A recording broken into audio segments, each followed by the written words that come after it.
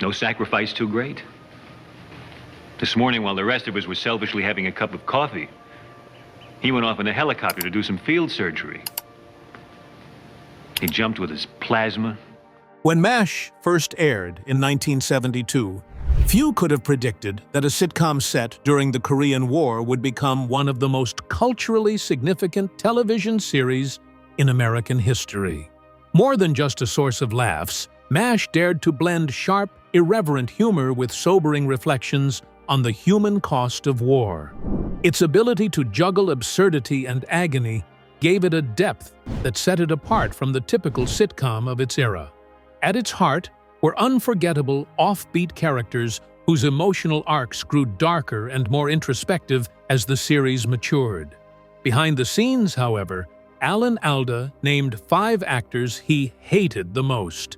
Let's get started from the very beginning, from book to cultural phenomenon. It all began with the pen of Dr. H. Richard Hornberger, a former U.S. Army surgeon who served during the Korean War.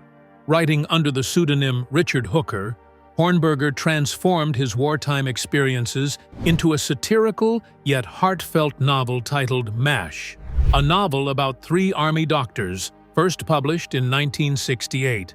The book offered a striking blend of gallows humor, absurdity, and poignant humanity, set in the 4077th Mobile Army Surgical Hospital near Uijeongbu, South Korea. It followed a group of irreverent but skilled doctors as they coped with the brutality and monotony of war by joking, drinking, and breaking the rules. Hornberger drew directly from his own service in Korea from 1951 to 1953, giving the novel an authenticity that struck a nerve with readers. The novel quickly gained popularity, selling hundreds of thousands of copies and attracting Hollywood's attention at a time when anti-war sentiment in the United States was reaching a fever pitch. Ironically, this was during the Vietnam conflict, not the Korean War. In 1970, acclaimed director Robert Altman adapted the novel into a feature film simply titled MASH, with Donald Sutherland as Hawkeye Pierce and Elliot Gould as Trapper John McIntyre. Filmed in the Malibu Creek State Park area of California, which convincingly doubled for the Korean landscape, the movie debuted to critical and commercial success. Altman's vision emphasized anarchic energy and irreverence, including unscripted moments, overlapping dialogue, and a deliberate challenge to military and institutional authority. The film became a box office hit, grossing over $81 million worldwide, a massive return for its $3 million budget, and earning the Palme d'Or at the 1970 Cannes Film Festival. Altman's satire resonated with an America grappling with the controversial Vietnam War. Notably, the film made no direct mention of Korea or Vietnam. CBS quickly saw potential in bringing MASH to television. Developed by Larry Gelbart and Gene Reynolds, the TV adaptation premiered on September 17, 1972. The series initially struggled in the ratings, airing during an unpopular Sunday night slot.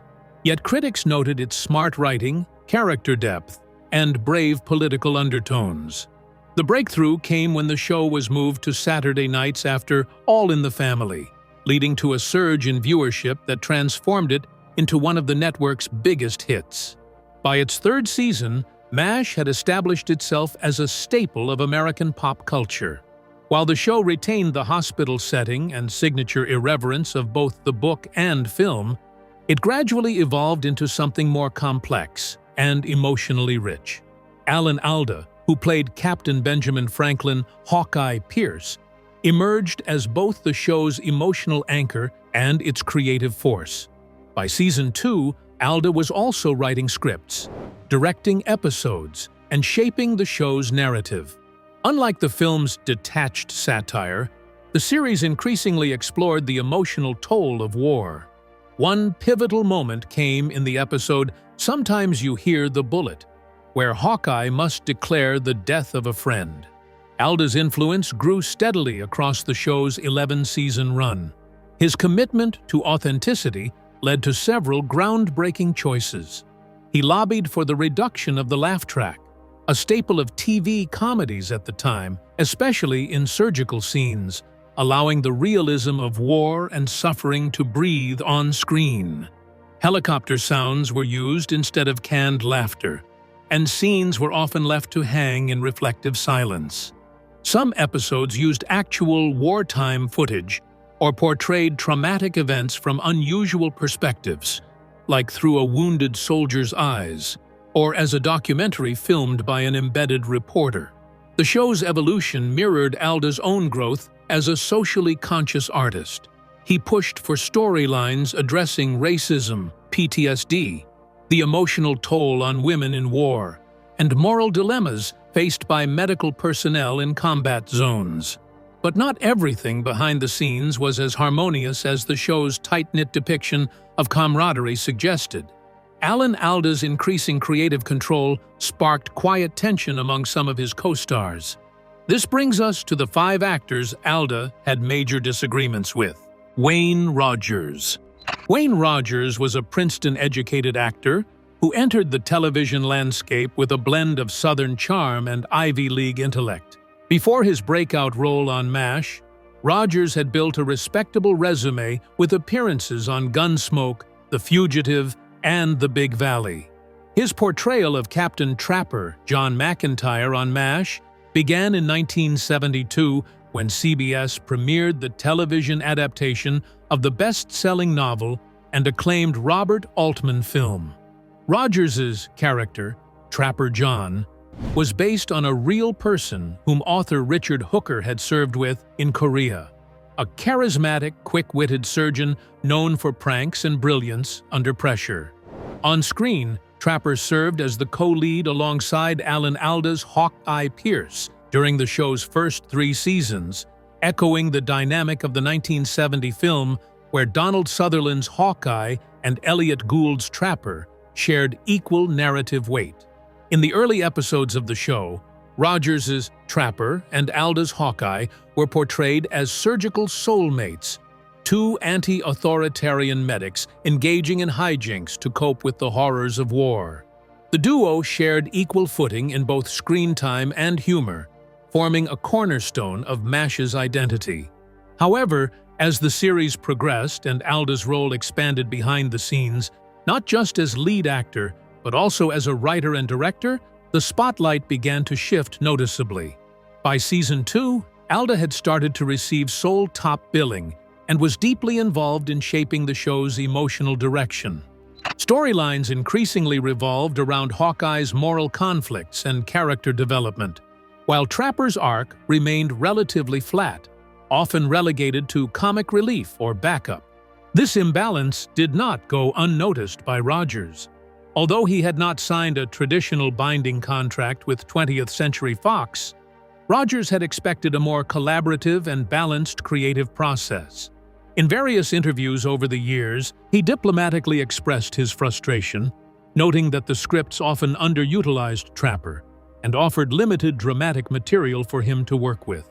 According to cast member Loretta Sweet, who played Margaret Hot Lips Houlihan, Rogers sometimes bristled at how decisions were increasingly centralized around Alda. Though no direct animosity or overt conflict between the 2 men was publicly documented. Privately, some crew members recalled that Rogers, while professional, had grown increasingly disillusioned with the creative direction the show was taking. Rogers made the decision to leave the show at the end of its 3rd season in 1975. He didn't return for a formal send-off or farewell episode, which left viewers confused when Season 4 premiered, with Mike Farrell playing a new character, B.J. Honeycutt, assigned as Hawkeye's new bunkmate and operating partner. The show's producers, surprised by Rogers' sudden exit, had to write his departure retroactively into the opening moments of the new season, simply stating that Trapper had been discharged and returned to the United States without saying goodbye. It was an unusual move, especially for a character who had been central to the series' identity. This lack of closure reinforced the perception that Rogers had left under strained circumstances. Despite the abrupt departure, Wayne Rogers went on to build a varied and successful career. He starred in several television series and films throughout the late 1970s and 80s, including House Calls and City of Angels. However, he eventually transitioned away from acting to pursue interests in finance and investment. He became a successful money manager and frequent contributor to financial programs, especially Fox News' Cashing In, where he built a reputation as a shrewd and articulate economic analyst.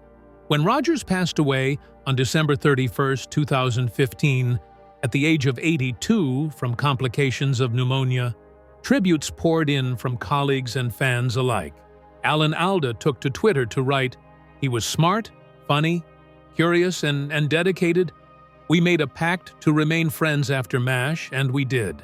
He called Rogers one of the smartest people I've ever worked with. While professional tensions may have existed, they were overshadowed by mutual respect and friendship.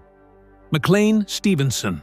McLean Stevenson came to MASH already seasoned in comedy and television writing. Before landing his iconic role on MASH, Stevenson wrote for the Smothers Brothers Comedy Hour and made appearances on That Girl and The Doris Day Show. But it was in 1972, with the launch of MASH, that he found the role that would define his career, Lieutenant Colonel Henry Blake.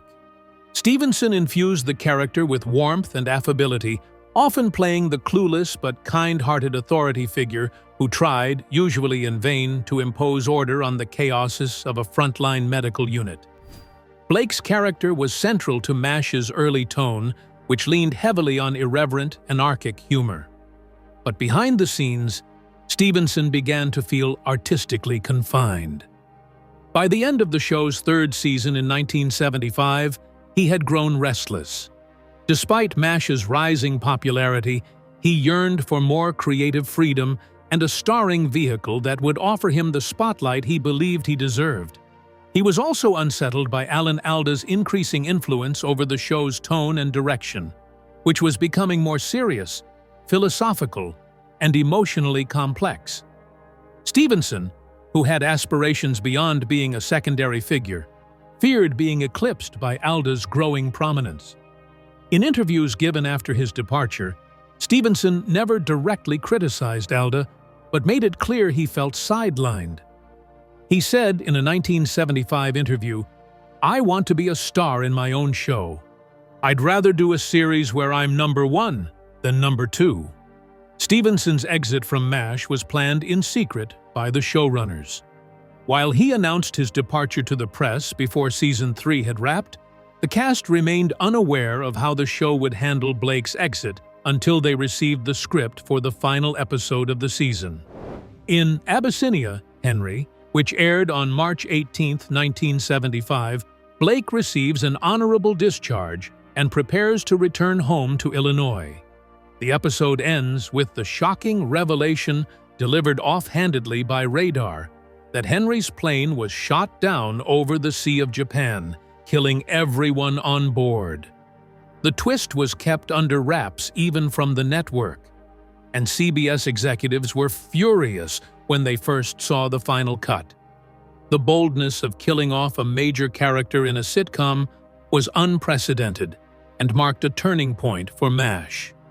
The decision to kill off Henry Blake was driven in part by showrunner Larry Gelbart and producer Gene Reynolds, who wanted to remind audiences that even beloved characters were not immune to the randomness and tragedy of war. While some fans saw it as a betrayal of the show's light-hearted roots, others praised it for its emotional courage. Interestingly, Stevenson himself did not know his character would be killed off until the last minute. In a later interview, he admitted that he had mixed feelings about the decision, but acknowledged that it made for powerful television. "They really got me," he remarked years later. "I didn't expect to die." After leaving MASH, Stevenson attempted to launch a solo career in television with a series of starring roles, including The McLean Stevenson Show, In the Beginning, and Hello, Larry. Unfortunately, none of these shows matched the success of MASH. Stevenson died unexpectedly on February 15, 1996, in Los Angeles, California, of a heart attack at the age of 68. Stevenson's legacy as Henry Blake remains etched in television history, not just for the laughter he brought, but for the shocking, poignant way he left the screen. Gary Berghoff. Unlike many of his peers, Gary Berghoff was not originally a professional actor, but he was a skilled artist, a musician, and a puppeteer before breaking into television acting. His big break came when he was cast as Corporal Walter Eugene Radar O'Reilly in the 1970 film MASH, directed by Robert Altman. The role was so integral and well-suited to him that when the show was adapted for television in 1972, he was the only actor from the movie to reprise his role on the small screen. However, Berghoff's time on MASH was not without its difficulties. Behind the scenes, Berghoff struggled with the pressures of fame and the intense demands of working on a high-profile television series. Co-star Mike Farrell, who played B.J. Honeycutt, spoke candidly in interviews about Berghoff's emotional challenges. Farrell noted that Gary often felt unappreciated and undervalued, especially as the show's focus shifted toward the more complex character dynamics involving Alan Alda's Hawkeye and others. Berghoff's role, while pivotal, was comparatively less dramatic, and the Radar character, rooted in innocence, did not evolve as much emotionally or narratively over the years. This led to feelings of frustration and, at times, isolation. Scheduling conflicts and contract negotiations further complicated Berghoff's relationship with the production team. By the mid-1970s, as MASH grew in popularity and production demands increased, Berghoff found it increasingly difficult to keep up with the grueling schedule.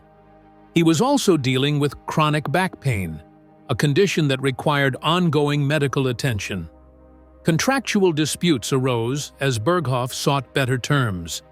Recognizing Berghoff's emotional struggles and contributions, Alda took the helm, directing the iconic farewell episode for Radar, titled Goodbye, Radar, which aired on February 12, 1979. This episode marked a significant turning point in the series. Radar, after years of loyal service, was finally discharged to care for his ailing father. After leaving MASH, Berghoff largely retreated from the limelight. He continued to work sporadically in television and theater, but focused more on his personal passions. Berghoff also became an advocate for individuals coping with anxiety and emotional health challenges, speaking publicly about the difficulties he faced during and after his time on MASH. His openness helped destigmatize mental health struggles in an era when such conversations were far less common. Larry Linville.